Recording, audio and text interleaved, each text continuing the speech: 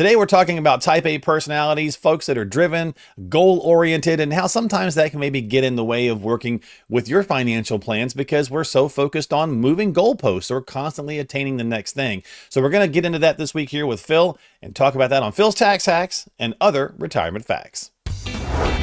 Welcome into Phil's Tax Hacks and Other Retirement Facts with CPA and personal financial specialist, Phil Putney. Now let's get rolling with today's show.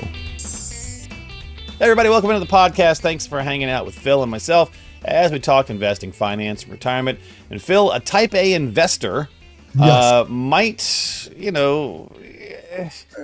they struggle, right? Because, well, the thing is, we all do, but I feel like, and I'm a type A person myself, so it's like, I need to fix this. I need to put my hands on it to make it better. Well, sometimes doing nothing is the right option. It's the right option, but it's the way hard option for us type A people, right? Yep. Yeah. So we're going to talk about that a little bit. I'm, as a business owner, type A too. I mean, it's, although I have definitely a tilt towards that logic with my background as a CPA and that side of it, but it's hard, right? It is hard. It's hard. Yep. And I think maybe our society, or maybe just the things we've kind of set stuff up, is more and more people I do feel like are kind of more type A. Yep. Like we're kind of, everything is very competitive, right? Breaking, we're doing a YouTube channel, right? Yeah. Everybody does a freaking YouTube channel now, right? In the last numbers, what's the numbers? Right. The last 4 or 5 years, it's all blown up, right? Everybody has one. I was just doing one with another financial client and a friend. And he was laughing. He's like, our best videos got like 20,000 views. And he's like, and my son just posted a video of him spinning around in a circle with a baseball bat and then trying to hit the ball. And it's got 200,000 views. Right. And I was like, well, it shows you the difference in the demographic too. But exactly. But everybody's got something, right? So it's very competitive, right? So I think our society and our world has gotten very competitive about everything. And I think as humans, we tend to be that way. But when you're an investor, what we've been going through right now with the market is a prime example of that, right? Right. You start to see these hiccups and you think, I need to put my hands on it and make it better. And what do I need to do? Things aren't going the direction I anticipated, so I got to change and do something, The time we're talking, we just came off, right. At the time we're talking after the, the tariff stuff and some of the, the initial shakeout, first couple of weeks, kind of everybody's, they're freaking out. Well, it went on like a 9 or 10 day run where it was going back up. Did you pull out when things were starting to drop because you're going to wait for it to get over and now you missed the 9 days back? I mean, all that kind of stuff is, we all know these stories. And I think that's where it comes from, right? Because we want to put our hands on it and maybe we just shouldn't. Right. Yeah. And sometimes not touching anything is the right option, especially if you've built a plan out already, right? Because the reality is this is going to happen. This isn't the first time we're seeing this. I mean, markets do this all the time. Reaction to what's going on.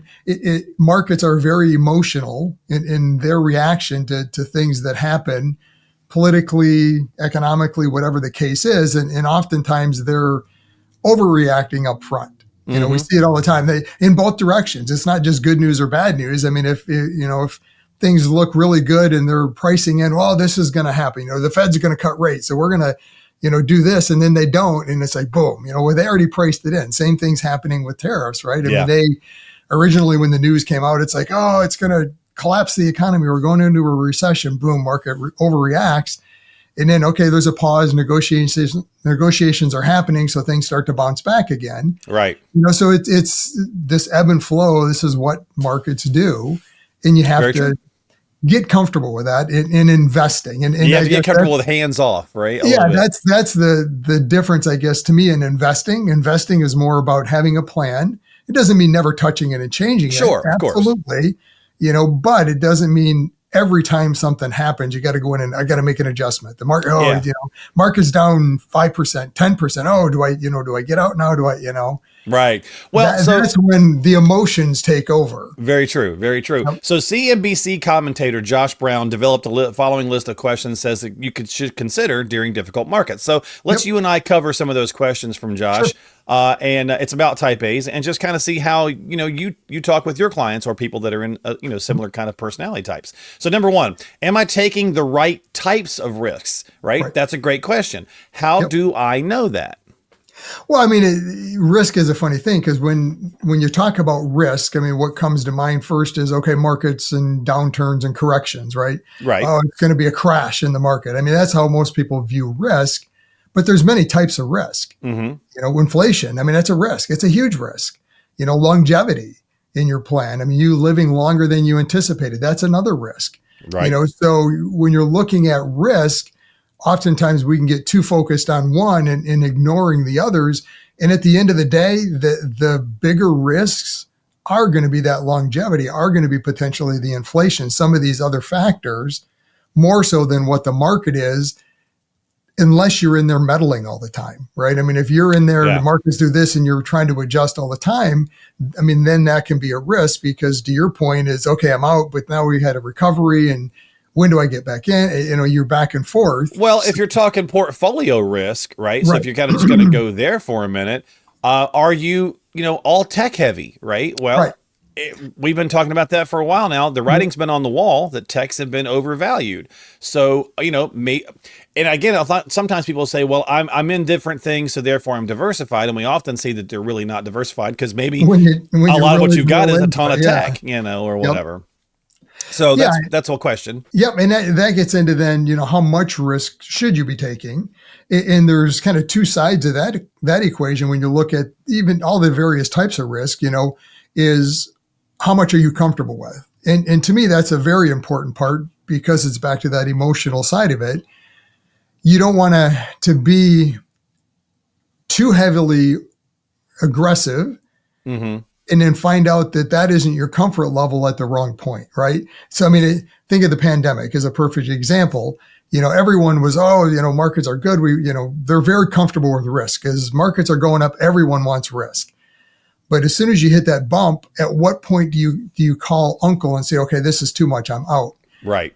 And if you're doing it at that point, then that's too much risk. So that's a discussion we have often with clients as we're building that risk profile for what is their comfort level of risk, is understanding what is that pain point, so to speak, where you're going to say, okay, I can't do this, get me out or make a change. Right. Well, then let's know that up front. And I mean, that's hard discussion. You have to almost look back and say, okay, in 2008, in the pandemic, what did you do? How much did your portfolio fall? To know more what that is. But that way we can better position it up front to say, okay, this is the reality. These types of portfolios are going to have, historically looking, these amounts of drawdown. Yeah. And you need to know that going in up front because everyone wants the upside. No one likes the downside. But the reality is they come together as an average return. So you don't just get one side of it. So right. Well, and that finding risk, out that risk up front is, or knowing that risk tolerance, so to speak, for risk up front is important. So and it's going to change because you're going to react different ways. And so really, it's kind of a two-parter with the risk, right? What types of risk and the right amount of risk. And then also with risk is how much risk do you need in the plan? Well, that's true too. The other side of risk is okay. Maybe you're just not comfortable at all with risk. And most type A's aren't that scenario. But if you're not comfortable at all with risk, well, you need to take risk in the plan to some extent because of inflation, because of longevity. Right. So it's always this balance. Very true. So Josh goes on to ask, if the bear market was to end tomorrow, would I be positioned to benefit? Right. So break that down for a minute. What does he mean by being positioned to benefit if it ends? Well, and that's where, I think you get into this. Are you investing or are you, more trying to speculate on the market? Okay. To me, that is more of a speculative approach, right? Because you're saying, okay, the bear market, I've been positioning towards this bear market, building cash is what I would. So that I can buy on the dip. So that now the dip's there, right? I'm going to jump back into the market. Right. Okay. Well, when do you get out? When do you get back in? And there's that two sides of that equation. And I think the question too is if you're going to buy on the dip, it needs to be fresh powder, right? You don't need to be. It needs to be money that you've had sitting there, right? Correct. Yes. I mean, if you have money sitting on the sidelines that you just haven't invested, that's a whole nother story. And that can't be a good option at this point, right? If you have been sitting on, there's a lot of people have. I mean, right. The amount sitting in cash has been pretty significant over the last few years. So if you are comfortable with risk, waiting for that dip, I mean, that can be a great opportunity. Right. We're never going to get the bottom, but I mean, somewhere in that downturn, Sure. you can pick up some upside potential. The Tax Smart Retiree is your comprehensive guide to mastering tax efficiency for a flourishing retirement. You will find indispensable advice and actionable strategies designed to enhance tax savings, maximize Social Security benefits, protect against market volatility, and develop a customized retirement plan. To get your free ebook, click the link in the show notes of today's episode and download your copy of the Tax Smart Retiree right now. Okay. If the bear market continues all year, he says, is that a knockout punch to my portfolio? That's the one that really makes people jump out at the wrong time or panic or whatever. Oh man, if this goes on all year, how screwed am I? Right. Well, and that's where, again, having a plan in place and then having risk positioned the right way. So for our clients, and we work with primarily those in and nearing retirement. So I mean, this can be a big concern, right? Oh, I can't handle another 2008 because I don't have 7 years to recover. That kind of a concept. Well, yes and no, because hopefully you have 7 years. You're going to be in retirement, hopefully 10, 20, 30 years. Right. But it's just a matter of how that risk is positioned. As long as you have that risk positioned in such a way that that's not money you need in the next 3, 5, 10 years, you're fine. Don't touch it. Ride through those ups and downs. The money you're needing on an ongoing basis, an annual basis over the next 3, 5, 10 years, that's a whole nother scenario. That needs to be positioned a little bit more conservatively. Yeah. And that's, again, why we bucketize and position money the way we do, just because of that exact scenario, that we know this is going to happen. I mean, this is what markets do, these ebbs and flows. We're going to have these bear markets on an ongoing basis. A retiree typically is probably going to see 2, maybe 3 significant bear markets in their retirement. That's just what markets do. And if you think it does otherwise, probably shouldn't be investing, because you're going to get surprised. There you go. Well, Josh's final question was, am I talking to the right people? Right? Yeah. So that's a big thing too, right? When we've talked about this quite a bit, Phil, with anybody and everybody, it seems like now being able to just call themselves a financial advisor or whatever.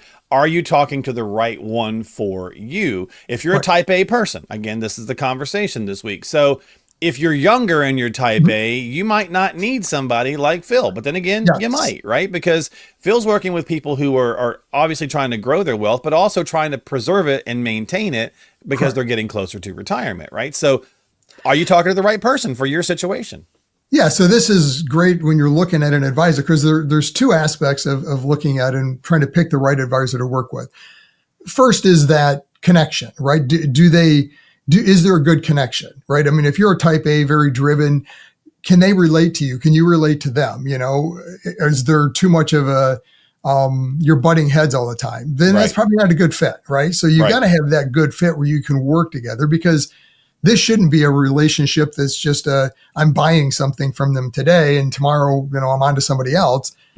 This should be a long-term relationship, because hopefully you're developing a plan that's going to be over a long period of time. And then the other aspect of an advisor is, what type of an advisor are they? Where do they fit, right? Are they more growth focused? They're just looking at portfolios and performance and, that type, where you're a younger investor and you're trying to grow. You're in that accumulation phase. Well, that's one type of advisor. They're more focused on that.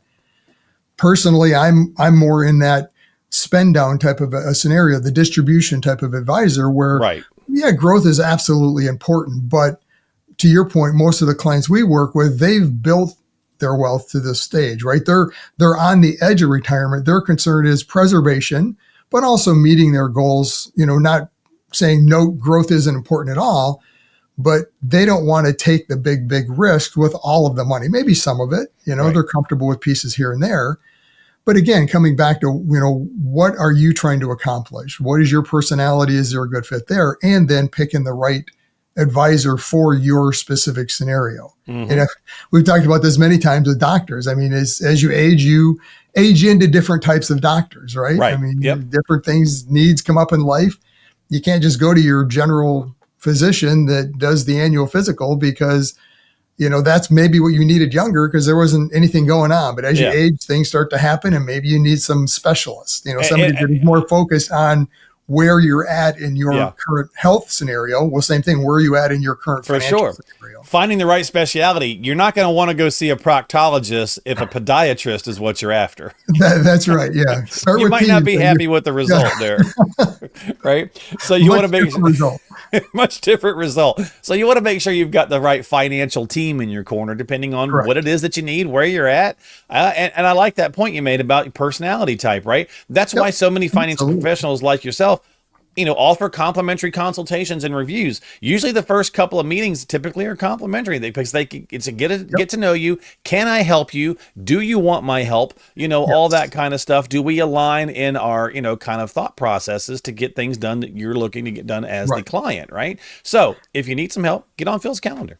Yep. Or get on someone's calendar, right? That really should be how it works. Is those first couple of meetings are, frankly, an interview. It should be an interview on both sides because, again, my focus when I'm working with clients isn't a flash in the pan type of thing where I'm going to sell you something and boom, I'm on to the next person. That's not how we work. Right. This is a long-term relationship. Right. So I want to understand, to your point, what are your goals? Is this reasonable? Can we work together? Do we have a good relationship from that standpoint? I mean, that's hard to determine right up front, but Sure. you can get a pretty good feel in a couple of meetings.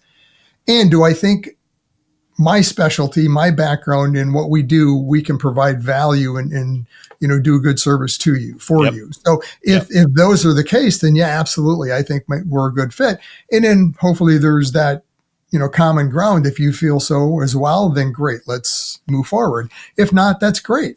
Not every client is the right fit. You need to find who fits for you specifically. So, well, and that's the point of, so many, industries and stuff turning to podcasts and things like we're doing here. Yep. It's a way to get, for the end user, the potential client to say, all right, I've watched a few of these. I kind of like what this person has to say. I kind of like what they're about. I'm going to go meet them in person now and, and see if I get that same vibe. And so that's why we try to be, when we do these shows, we try to, what you see is what you get with Phil, right? So it's like, you're not going to meet a different person. And so that's the point is I think that it's become a great marketing tool in all kinds of industries. Everybody does this now, right? As a way to kind of say, this is who I am. These are some of the things that I'm trying to help my clients with, but also providing some education and information to the general masses as well. And then, if it works for you, it works for you. So all that said, get yourself on the calendar if you need some help. My voice is kicking out. I've been going to hockey games and screaming. Get yourself on the calendar, have a conversation, sit down with a qualified professional, someone like Phil. He has a CPA and a personal financial specialist. And if you need that help, again, the links are in the show descriptions below. Each and every week, you can get yourself some time onto Phil's calendar. The number's been on the screen the entire time as well. All that information's in the show descriptions. Just reach out and have a chat with Phil, or at least call a financial professional, vet them out in your area or whatever the case might be, so that you're working with someone who has the proper licenses, but also has the right temperament for you. And don't forget to subscribe to us on Apple, Spotify, and YouTube. And Phil, my friend, thanks for breaking it down as always. And I'll see you next week. Take care. All right, we'll catch you later here on Phil's Tax Hacks and Other Retirement Facts. Phil? Investment advisory services offered through AFS Wealth Management. The content of this program is provided for informational purposes only and is not a solicitation or recommendation of any investment strategy. Investments and/or investment strategies involve risk, including the possible loss of principal. There is no assurance that any investment strategy will achieve its objectives.